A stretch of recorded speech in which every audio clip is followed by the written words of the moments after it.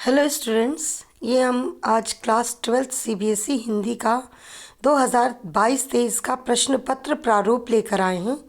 आपको ये बताने के लिए कि इसमें जो सीबीएसई बोर्ड ने कुछ चेंजेस किए हैं, कुछ परिवर्तन किए हैं, वो अगर आप ठीक से समझ लेंगे तो आपको अपने प्रश्न पत्र की तैयारी करने में एक दिशा निर्देश मिलेगा, एक सही मार्गदर्शन होगा, जिससे कि आप अपने विषय में अच्छे अंक प्राप्त कर सकते हैं।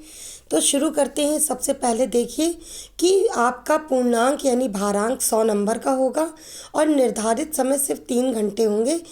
भारांक में 100 नंबर में 80 और 20, तो ये 80 नंबर का ही निर्धारित समय 3 घंटा है। बाकी आपका 20 नंबर आंतरिक मूल्यांकन है, जिसके बारे में अभी हम विस्तार से बताएंगे। तो सबसे पहले देख लेते हैं। पहले एक अपठित गद्यांश आएगा जो कि विकल्प यानी कि बहुविकल्पीय प्रश्न होगा। वस्तुपरक सबसे पहले आपको ये बता दें कि आपका पूरा प्रश्न पत्र 2 खंडों में विभाजित है। खंड आ पूरी तरह वस्तुपरक यानी बहुविकल्पीय प्रश्नों से युक्त है और खंड बा पूरी तरह से वर्णनात्मक है और दोनों के अंक बिल्कुल समान हैं। 40 अंक का खंड आ है और 40 अंक का खंड बा है। तो अपठित गद्यांश आपका कितने नंबर का आएगा? 1 अंक का होगा। हर प्रश्न 10 अंक का होगा। बहुविकल्पीय होंगे और 2 अपठित पद्यांशों में से यानी अपठित गद्यांश आपका एक ही आएगा, उसमें कोई आपको विकल्प नहीं दिया जाएगा। यानी कि प्रश्नों में तो बहुविकल्पीय होंगे प्रश्न, लेकिन आपको गद्यांश में कोई ऑप्शन नहीं दिया जाएगा कि आप कौन सा गद्यांश करें। एक ही गद्यांश आएगा और उसको आपको उसी को करना होगा। लेकिन काव्यांश में ऐसा नहीं है। काव्यांश में 2 अपठित काव्यांश आएंगे, जिसमें से एक पद्यांश को करना होगा जो कि 5 नंबर का होगा और 1-1 अंक का प्रत्येक प्रश्न होगा, जिसमें बहुविकल्पीय उत्तर होंगे। दूसरा है आपका अभिव्यक्ति और माध्यम, जिसमें कि बहुविकल्पीय प्रश्न आपके जनसंचार प्रश्नों में से पूछे जाएंगे। जनसंचार प्रश्न आपका 5 नंबर का होगा और वो बहुविकल्पीय होगा। उसमें पाठ्य पुस्तक अभिव्यक्ति और माध्यम है, उससे लिया जाएगा। ये पाठ संख्या इसीलिए लिखी हुई है 3, 4 और 5 पर है। तो ये सारे आपके पत्रकारिता, जनसंचार, इसमें आपके सारे माध्यम, इलेक्ट्रॉनिक माध्यम, इनसे संबंधित प्रश्न बहुविकल्पीय होंगे। फिर अगला तीसरा प्रश्न होगा पाठ्य पुस्तक आरोह भाग 2 से, जो बहुविकल्पीय होंगे प्रश्न। कैसे? पठित काव्यांश दिया जाएगा, उसमें से एक बहुविकल्पीय प्रश्न आपके पास होगा। 5 बहुविकल्पीय होंगे, 1-1 नंबर के होंगे और इनको करना होगा। इसी तरह पठित गद्यांश से 5 बहुविकल्पीय प्रश्न होंगे, 1-1 नंबर के, वो 5 होंगे आपके। ये 10 अंक का होगा, जो आरोह भाग 2 से लिया जाएगा, गद्य और पद्य से। फिर उसके बाद पूरक पुस्तिका आपकी वितान भाग 2 आती है, जो बहुविकल्पात्मक प्रश्न होंगे, जिससे पूरा 10 अंक का प्रश्न बहुविकल्पीय ही पूछा जाएगा। आपकी वितान पुस्तक से कोई भी वर्णनात्मक प्रश्न नहीं पूछा जाएगा। तो इतनी बात आपको समझ में आ गई होगी। क्वेश्चन होंगे कुल 4। एक तो होगा अपठित गद्यांश पद्यांश, जो आ और बा में डिवाइड होगा। दूसरा होगा जनसंचार संबंधी प्रश्नोत्तर, पत्रकारिता के प्रश्न। तीसरा होगा पाठ्य पुस्तक से आ और बा यानी कि आपके काव्यांश और गद्यांश पर। और चौथा होगा पूरक पुस्तिका से वितान भाग 2 से बहुविकल्पीय। अब आते हैं हम खंड बा में, जो विषय वस्तु यानी वर्णनात्मक प्रश्नों पर आधारित होंगे।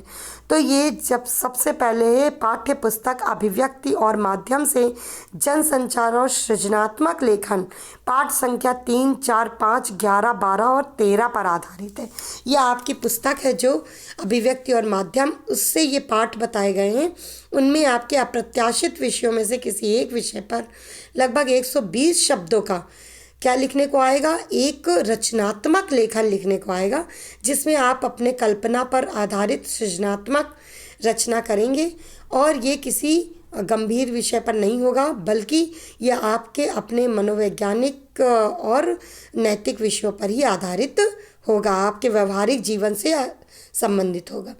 दूसरा, कहानी का नाट्य रूपांतरण, रेडियो नाटक, अप्रत्याशित विषयों पर लेखन पर आधारित 2 प्रश्न होंगे, जो 6 नंबर के होंगे।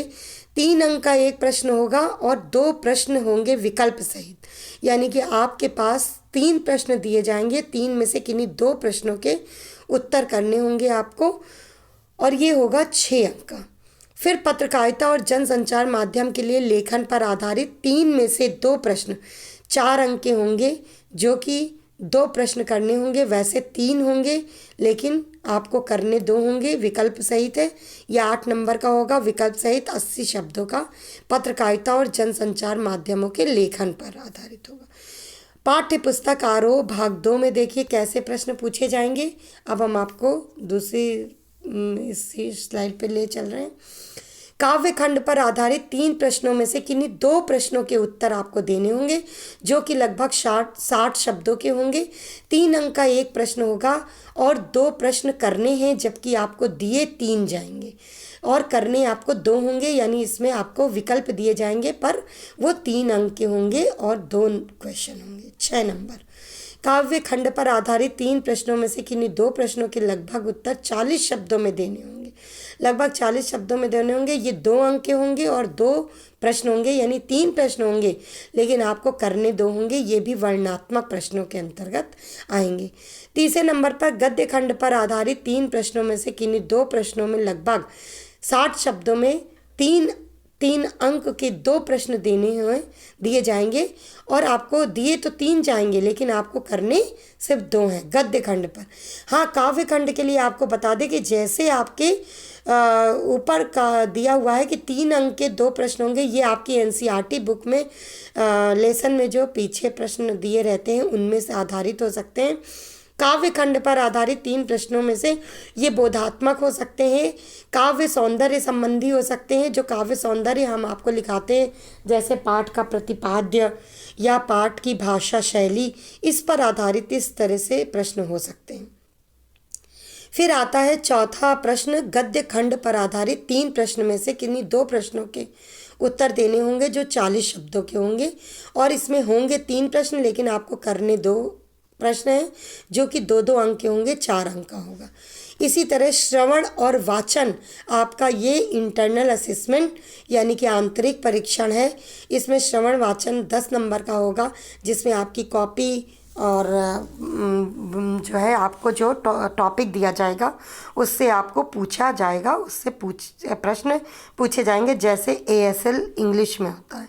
इसी प्रकार परियोजना कार्य आपको एक फ़ाइल दी गई है बनाने के लिए और उस फाइल में आपको 10 अंक मिलेंगे। इस प्रकार से कुल अंक आपके 100 हो जाएंगे, यानी 100 हो जाएंगे। 80 मार्क्स आप बोर्ड एग्ज़ाम में लिखेंगे और 20 नंबर आपको आंतरिक परीक्षण के मिलेंगे। अब आप देख लीजिए कि पाठ्यक्रम से क्या क्या हटा दिया गया है, क्या आपको नहीं पढ़ना है।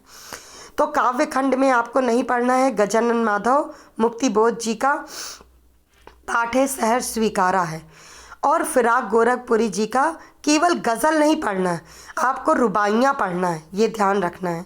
फिर गद्य खंड में विष्णु खरे जी का चार्ली चैपलिन यानी हम सब पूरा पाठ ही नहीं पढ़ना आपको, और रज़िया सज्जाद ज़हीर का नमक पाठ पूरा ही नहीं पढ़ना आपको, और वितान भाग 2 में एन फ्रैंक यानी डायरी के पन्ने।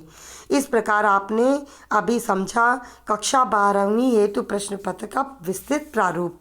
आशा है कि आप सभी का प्रश्न पत्र बहुत अच्छा होगा और आप परीक्षा में अच्छे अंक से उत्तीर्ण होंगे। इसी हिसाब से आप अपनी तैयारी करेंगे। आपको बहुत बहुत शुभकामनाएं।